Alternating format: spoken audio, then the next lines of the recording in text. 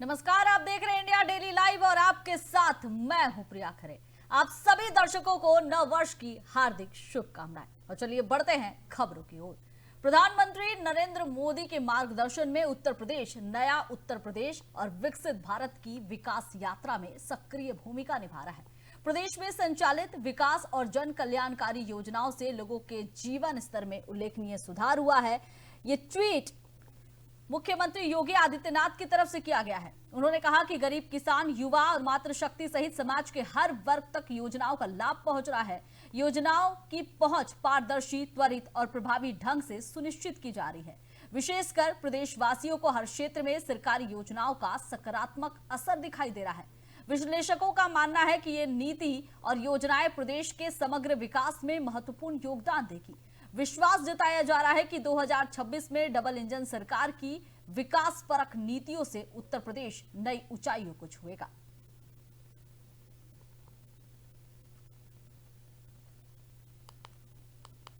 और उत्तर प्रदेश के महोबा जनपद के कबरई थाना क्षेत्र में 3 बच्चों की मां ने अपने ही भांजे के प्रेम में पागल होकर पति की हत्या कर दी।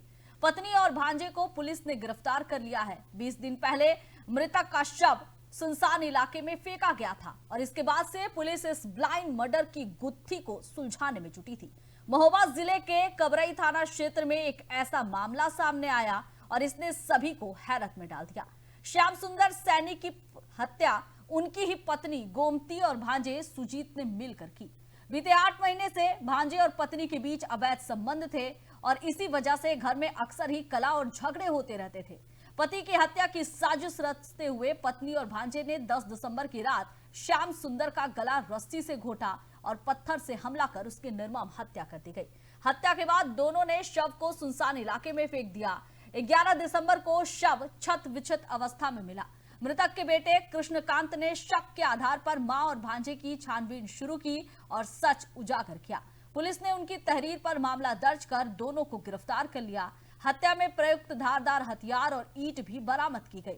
मृतक की बेटी पूजा ने बताया कि पिता को उनकी मां और छोटे बुआ के बेटे ने मिलकर मारा है। बेटे कृष्णकांत और पड़ोसी उत्कर्ष त्रिपाठी ने भी बताया कि घर में झगड़े की वजह ये साजिश रची गई थी।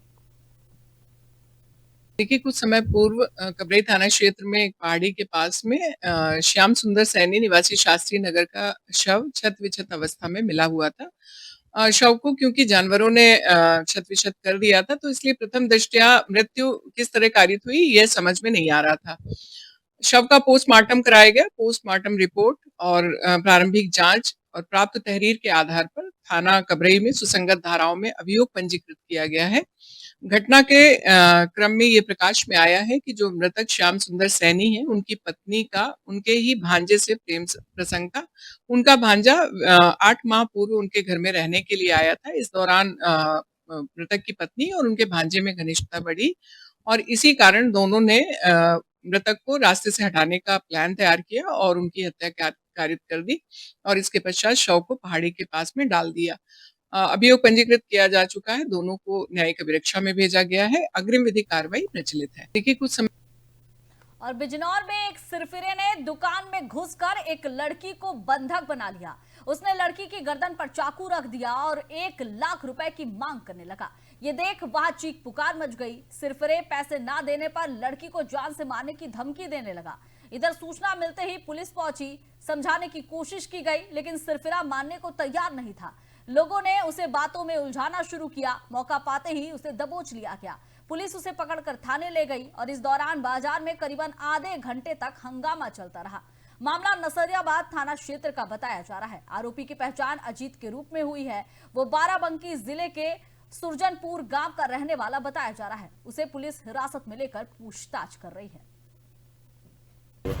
आज करीब अभी सुबह शाम को 7 बजे हम लोग यहाँ पे पैदल गश्त कर रहे थे, चेकिंग कर रहे थे। उसी दौरान सूचना प्राप्त होती है कि एक सेल की दुकान लगी है, उसमें कुछ बच्चियाँ सामान लेने हुई आई थी। उनको एक सिरफिरे व्यक्ति ने उनको चाकू लगा करके प्रयास किया मारने का।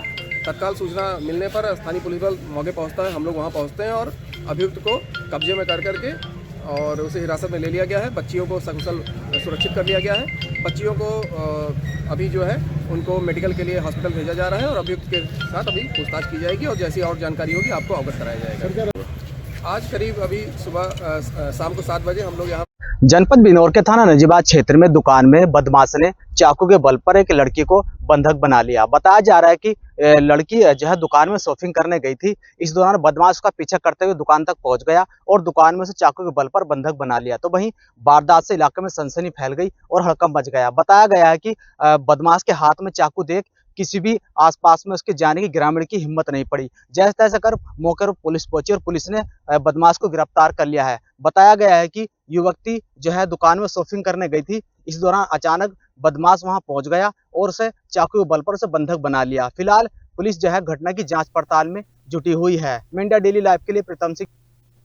जालौन के उरई कोतवाली क्षेत्र से एक चौंकाने वाली खबर सामने आई है। मोहल्ला बघौरा में डॉग वॉक को लेकर मामूली विवाद ने हिंसक रूप ले लिया। जानकारी के अनुसार मोहल्ले का समीर खान अपने कुत्ते को टहलाने निकला था। वो कुत्ते को पड़ोसी के घर के सामने शौच कराने लगा। पड़ोसी महेंद्र प्रताप ने इसे रोकने की कोशिश की। बात बढ़ते बढ़ते विवाद में बदल गई। झगड़े के दौरान समीर खान ने गाली गलौज के बाद फरसा और चाकू से हमला कर दिया। हमले में महेंद्र प्रताप गंभीर रूप से घायल हो गया और उन्हें तुरंत जिला अस्पताल भर्ती कराया गया है। इधर पुलिस के मौके पर पहुंचने से पहले ही आरोपी फरार हो गया। उरई कोतवाली की पुलिस ने मामले की जांच शुरू कर दी है और आरोपी की गिरफ्तारी के लिए छापेमारी जारी है।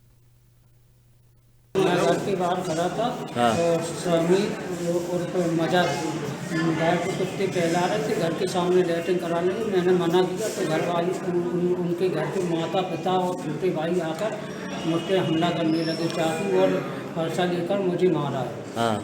और मुझे मोहल्ले वालों ने कुछ लोगों ने मुझे बचाया तो मैं बच पाया। मैंने दाल हल्दी लगाकर पुलिस को बुलाई तब मैं बच पाया। कितने लोग?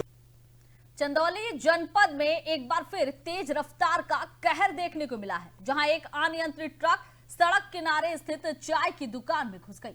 इस दर्दनाक हादसे में चाय पी रहे एक व्यक्ति की मौके पर ही मौत हो गई, जबकि दुकान में बैठा दूसरा व्यक्ति गंभीर रूप से घायल हो गया। हादसे के बाद ट्रक चालक वाहन छोड़कर मौके से फरार हो गया। इधर सूचना मिलते ही पुलिस मौके पर पहुंची और घायल व्यक्ति को इलाज के लिए जिला अस्पताल भेजा गया, जहां इलाज के दौरान उसकी मौत हो गई। बताया जा रहा है कि ट्रक बिहार से कोयला लोड कर वाराणसी की ओर जा रहा था। हादसा सैदाराज थाना क्षेत्र के NH 19 पर बगही गांव के पास हुआ। पुलिस ने ट्रक को कब्जे में ले लिया है और रजिस्ट्रेशन नंबर के आधार पर वाहन मालिक और फरार चालक की तलाश में जुट गई है। मृतकों के शवों को पोस्टमार्टम के लिए भेज दिया गया है। एक तरफ पूरा देश नए साल के जश्न में डूबा है, तो दूसरी ओर इस दर्दनाक हादसे ने मृतकों के परिजनों पर दुखों का पहाड़ तोड़ दिया है। आज दिनांक 31/12/2025 के शाम करीब 6 बजे एक ट्रक जो बिहार से वाराणसी लेन पर सर्विस लेन पर थाना सैदराजा क्षेत्र के बघई कुंभापुर गांव में एक चाय की दुकान से भिड़ गई, जिसमें चाय पीते हुए एक व्यक्ति की तत्काल मृत्यु हो गई तथा एक व्यक्ति चुटैल हो गया, जिसे चिकित्सा हेतु जिला चिकित्सालय भिजवाया गया, जहां पर उस व्यक्ति की मृत्यु हो गई। दोनों बॉडी को पुलिस कब्जे में लेकर के विधिक कार्रवाई कर रही है। मौके पर शांति व्यवस्था बनी हुई है। आज दिनांक 31/12/2025 जालौन के कुठौंद थाना क्षेत्र में जालौन औरैया हाईवे पर तेज रफ्तार डंपर और पिकअप के बीच आमने सामने टक्कर हो गई। टक्कर जोरदार थी और पिकअप के परखच्चे उड़ गए। ये पिकअप वाहन दूध लाद कर अमूल डेयरी जा रही थी। हादसे में पिकअप वाहन चालक गंभीर रूप से घायल हो गया। ग्रामीणों की मदद से उसे तुरंत नजदीकी अस्पताल में भर्ती कराया गया। इधर सूचना मिलने के बाद पुलिस भी मौके पर पहुंची और दुर्घटना की जांच पड़ताल में जुट गई। पुलिस हादसे के कारणों का पता लगाने में जुटी है। स्थानीय प्रशासन ने भी सुरक्षा व्यवस्था पर ध्यान देने की हिदायत दी है।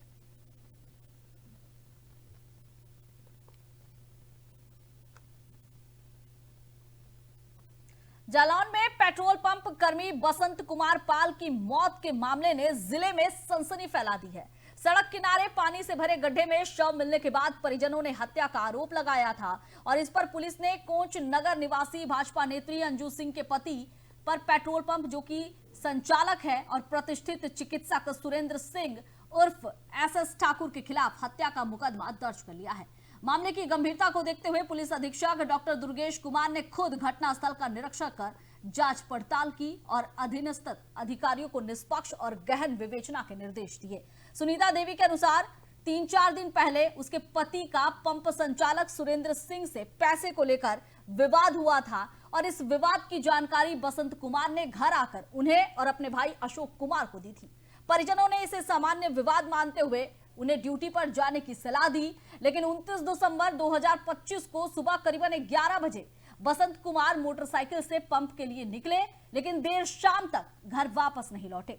परिजनों ने काफी तलाश की, लेकिन उनका मोबाइल फोन स्विच ऑफ आता रहा और इसके बाद थाना 8 में गुमशुदगी की रिपोर्ट दर्ज कराई गई, लेकिन कोई सुराग नहीं लगा और अंत में उनका शव बरामद किया गया।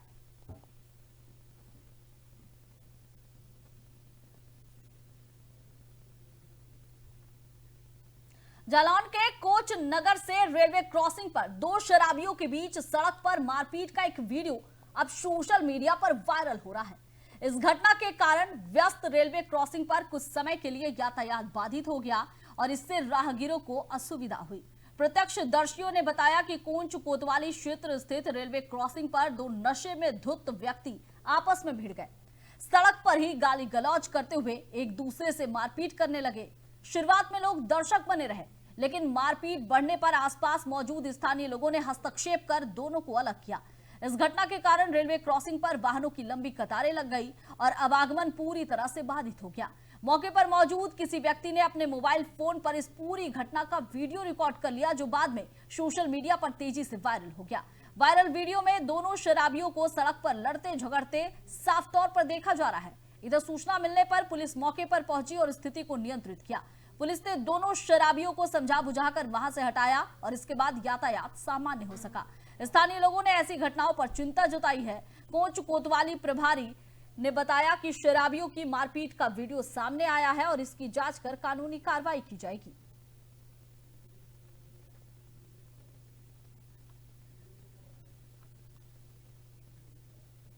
और स्वच्छता से सुंदरता तक, जिस कूड़े को हम रोजाना बेकार समझकर फेंक देते हैं, वही कूड़ा अब मथुरा शहर को उनकी सुंदरता बढ़ाने के काम में आएगा। मथुरा वृंदावन नगर निगम ने एक अनोखी और पर्यावरण के अनुकूल पहल की है और इसके तहत घरों से निकलने वाले कचरे से बेंच, गमले और टी गार्डन तैयार किए जा रहे हैं। मथुरा वृंदावन नगर निगम के द्वारा शुरू की गई इस पहल में शहर का पूरा कूड़ा MRF सेंटर पर इकट्ठा किया जा रहा है और इस कूड़े के निस्तारण के लिए नगर निगम ने इसे रीसिटी कंपनी को टेंडर दिया है। कंपनी के द्वारा कचरे को रिसाइकिल कर उसे बैठने की बेंच, पौधारोपण के लिए गमले और पेड़ों की सुरक्षा के लिए टी गार्डन बनाए जा रहे हैं। इस पहल का सबसे बड़ा फायदा यह है कि जहां एक ओर कूड़े का सही तरीके से निस्तारण हो रहा है, वहीं दूसरी ओर शहर की सुंदरता भी लगातार बढ़ रही है। ये प्रयास पर्यावरण संरक्षण की दिशा में एक बड़ा कदम माना जा रहा है। मथुरा वृंदावन नगर निगम की ये पहल आने वाले समय में अन्य शहरों के लिए भी एक मिसाल बन सकती है। कूड़े से उपयोगी वस्तु बनाकर नगर निगम स्वच्छता, सुंदरता और पर्यावरण संरक्षण तीनों दिशाओं में लगातार काम कर रहा है।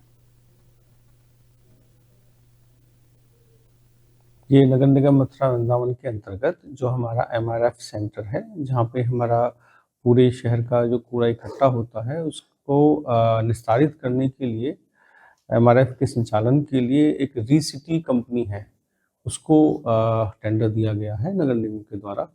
उसी कंपनी के द्वारा इस जो अपशिष्ट है उससे बेंचों का निर्माण किया गया है। तो उसमें बेंचें जो बैठने के उपयोग में आएंगी, इस तरह की अच्छी बेंचें हैं, गमले हैं जिनमें पौधारोपण हो सकता है और टी गार्ड हैं जो पौधे के चारों तरफ लगते हैं। तो अभी हमें लगभग 100 बेंचें प्राप्त हुई हैं कंपनी के द्वारा और लगभग 100 गमले प्राप्त हुए हैं और 200 के लगभग टी गार्ड प्राप्त हुए हैं। तो इनका हम लोग विभिन्न वार्डों में इस्तेमाल कर रहे हैं, नगर के सौंदर्यीकरण के लिए या मुख्य मार्गों पे जहाँ पौधारोपण होना है वहाँ पे टी गार्ड के लिए या गमलों के लिए, या जहाँ पे चौराहों पर, मुख्य मार्गों पर, पार्कों में बेंच की आवश्यकता है या ऐसे स्थान है, सार्वजनिक स्थान है, तो वहाँ भी उनका बेंचों का इस्तेमाल हो रहा है। ये नगर निगम मथुरा वृंदावन जैतपुर ब्लॉक परिसर के बाहर किसानों की विभिन्न समस्याओं और मांगों को लेकर बुंदेलखंड किसान यूनियन के द्वारा अनिश्चितकालीन धरना शुरू किया गया। धरना प्रदर्शन बुधवार को दूसरे दिन भी जारी रहा। उपजिलाधिकारी के आश्वासन के बाद ये स्थगित किया गया। उपजिलाधिकारी कुलपहाड़ डॉक्टर प्रदीप कुमार धरना स्थल पर पहुंचे और किसान नेताओं से विस्तृत बातचीत की। उन्होंने यूनियन की 10 सूत्री मांगों का निराकरण करने का भरोसा दिलाया। किसानों ने इस दौरान फसल बीमा, नष्ट फसलों का मुआवजा, सिंचाई के लिए पर्याप्त और कटौती मुक्त विद्युत आपूर्ति, मंडी व्यवस्था में सुधार, अवैध अतिक्रमण हटाने, शिक्षा और स्वास्थ्य सेवाओं में व्याप्त अनियमितताओं जैसे प्रमुख मुद्दों को उठाया।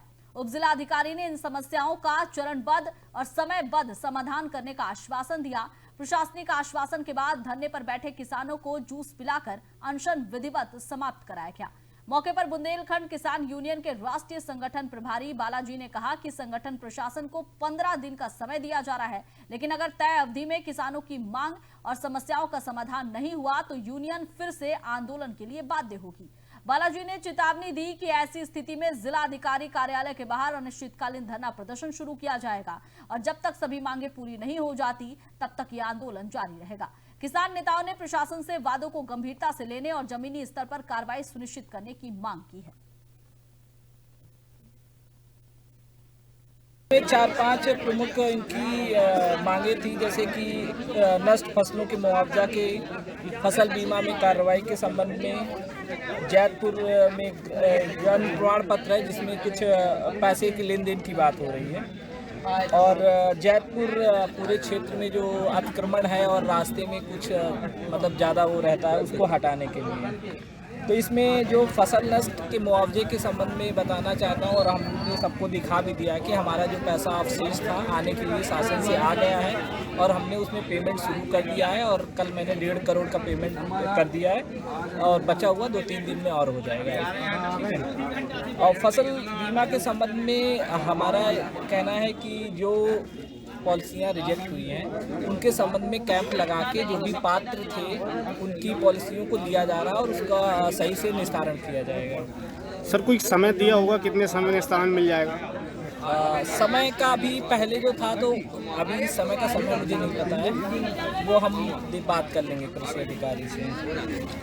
तीसरा है जैतपुर में जो पैसा का लेना देना है उसके लिए मैं खुद सक्षम हूँ, मैं जांच कर लूँगा और मैं उसका निस्तारण भी करा दूँगा। ये जो भी पैसा लेते हुए पाया जाएगा तो उसके खिलाफ कार्रवाई कराई जाएगी। उपजिलाधिकारी महोदय आए थे कुलपहाड़ के, वह सीओ साहब आए थे कुलपहाड़ के, उन्होंने आश्वासन दिया है कि आपकी मांगे 15 दिन की मोहलत मांगी कि जो भी हैं हम 15 दिन के अंदर पूरी करेंगे। अगर 15 दिन के बाद हमने भी चेतावनी दी है कि अगर पूरी न हुई तो 17 या 18 जनवरी 2026 को हम कलेक्ट्रेट का घेराव करेंगे, तो कलेक्ट्रेट में तालाबंदी करेंगे और निर्णायक जंग लड़ेंगे और पूरा किसान लेके जाएंगे महोबा जिले का। 4-5 प्रमुख इनकी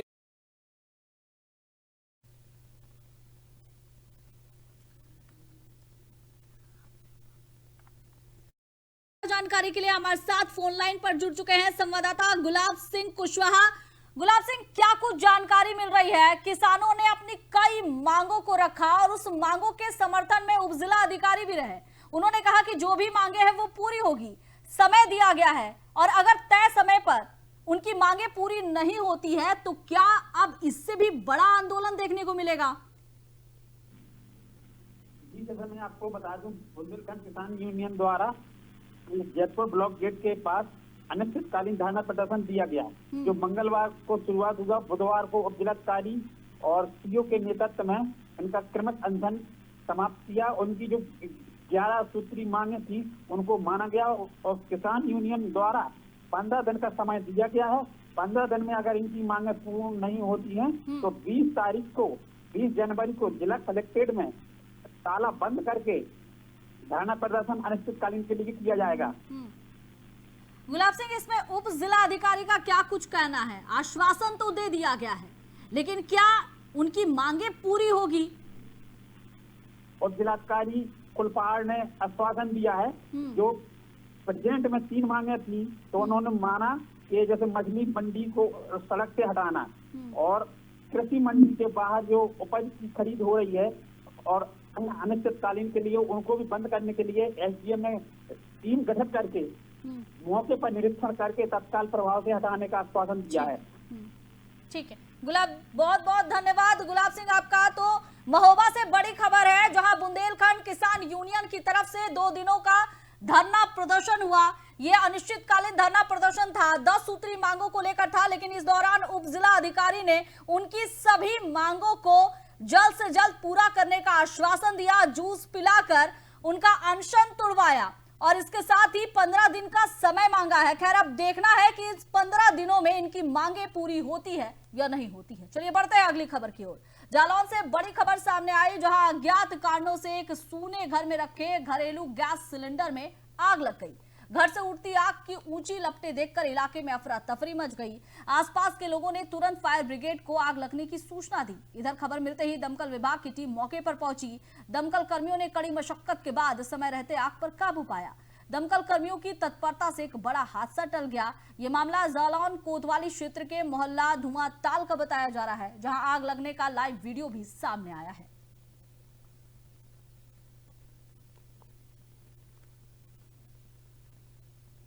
बदायूं से एक गंभीर मामला सामने आया है, जहां एक पिता ने अपनी नाबालिग बेटी की हत्या कर दी। वजीरगंज पुलिस के अनुसार आरोपी पिता ने पूछताछ में अपना जुर्म स्वीकार किया है। आरोपी ने बताया कि पारिवारिक बदनामी के डर से उसने ये कदम उठाया। 29 दिसंबर को किशोरी का शव लहरा लाटपुर इलाके से सरसों के खेत में मिला था। मामले की जांच के बाद पुलिस ने आरोपी पिता को गिरफ्तार कर लिया। हत्या में इस्तेमाल किए गए औजार को भी बरामद किया गया है। ये पूरा मामला वजीरगंज थाना क्षेत्र के लहरा लाटपुर गांव का बताया जा रहा है।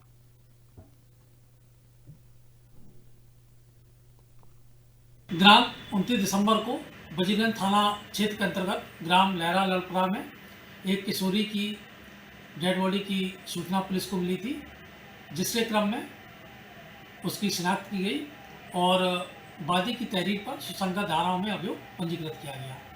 विवेचना के दौरान ज्ञात हुआ कि वादी की पुत्री दिनांक 19 दिसंबर को और रात लगभग 12 बजे अपने घर से निकल गई थी। पिता के द्वारा जब उसकी तलाश की गई तो पास में ही एक ट्यूबवेल के पास बैठी हुई मिली। उसके द्वारा यह पूछा गया कि वह घर से बिना बताए क्यों निकली है और अन्य कारणों से आपस में बहस होने लगी, जिससे पिता ने साथ में लाए हुए हंसिए से अपनी पुत्री पर गले पर प्रहार किया, जिससे उसकी मौके पर मृत्यु हो गई। आज दिनांक 31 दिसंबर को अभियुक्त इकरार को हत्या के जुर्म में गिरफ्तार किया गया। उसके निशानदेही पर आला कत्ल भी बरामद हुआ है। इस संदर्भ में अन्य विवेचनात्मक कार्रवाई प्रचलित है। और महोबा से एक ऐसी खबर सामने आई है जिसने पूरे इलाके को झकझोर दिया है। खरेला थाना क्षेत्र के चंदौली गांव में 21 वर्षीय बीएससी फाइनल ईयर की छात्रा प्रिया की मौत से गांव में मातम पसरा है। परिजनों का आरोप है कि एक युवक लंबे समय से छात्रा को परेशान कर रहा था और इससे वो मानसिक दबाव में थी। बताया जा रहा है कि मौत से पहले छात्रा ने एक वीडियो के जरिए अपनी पीड़ा साझा की थी, जो अब जांच का हिस्सा है। परिजनों का कहना है कि 4 साल पहले भी शिकायत की गई थी, लेकिन प्रभावी कार्रवाई नहीं हुई। इधर सूचना मिलते ही पुलिस ने शव को पोस्टमार्टम के लिए भेजा। डिजिटल साक्ष्यों की जांच शुरू की गई। पुलिस का कहना है कि परिजनों की तहरीर और उपलब्ध सबूतों के आधार पर निष्पक्ष कार्रवाई की जाएगी। हमारे यहाँ हमारी बहन को दबाव बनाया गया दबका गांव के लड़के राम नरेश ने, जिस कारण हमारी बहन ने पॉइजन खा लिया और उसकी डेथ हो गई। उसने पॉइजन खाते हुए वीडियो बना के सबूत के तौर पर छोड़ा है। कौन है जी राम नरेश और किस तरीके से दबाव बना रहा था? कब से ये परेशान कर रहा था बच्ची को? इसने पहले 4 साल पहले एक बार परेशान किया था। तब हमारे पिताजी उनके घर में गए, उनकी पिताजी को कहा तो उनकी माताजी भड़की। उन्होंने कहा कि हमारे लड़के का इसमें कोई दोष नहीं है, तुम्हारी लड़की यही परेशान कर रही है हमारे लड़के को। ये थी कि सुनने के लिए मिला था कि एक दबका के लड़के से चल रहा था, तो इसलिए से उसके पिताजी ने जाके रोका था। उनको 4 साल पहले मना किया था, तो इस वजह से वो जाने माने कि नहीं माने। वो कल पता पड़ा कि उसने जहर खा लिया उसी की वजह से। उसी का नंबर पाया गया फ़ोन में, उसी का वीडियो पाया गया। उसी ने जब उसने जहर खाया है तो उसने वीडियो भी बनाया। तो वीडियो बनाया और फिर इसको झांसी ले गए। तो आज महोबा आए।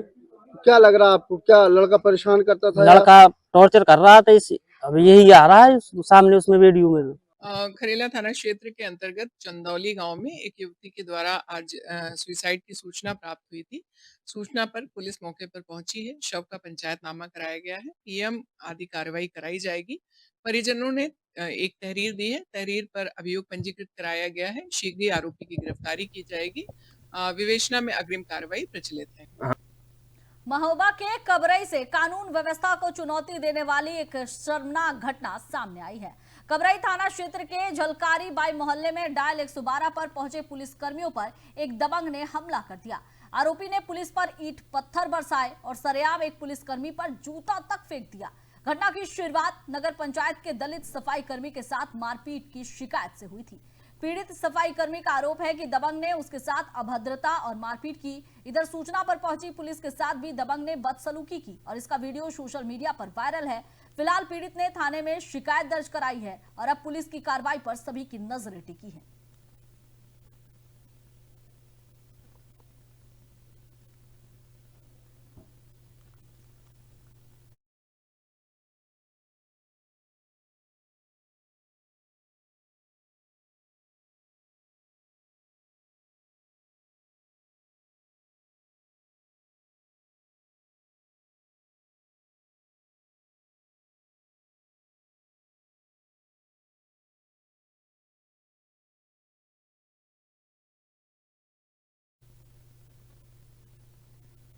फिलहाल इस बुलेटिन में बस इतना ही। आप देखते रहिए इंडिया डेली लाइव। नमस्कार।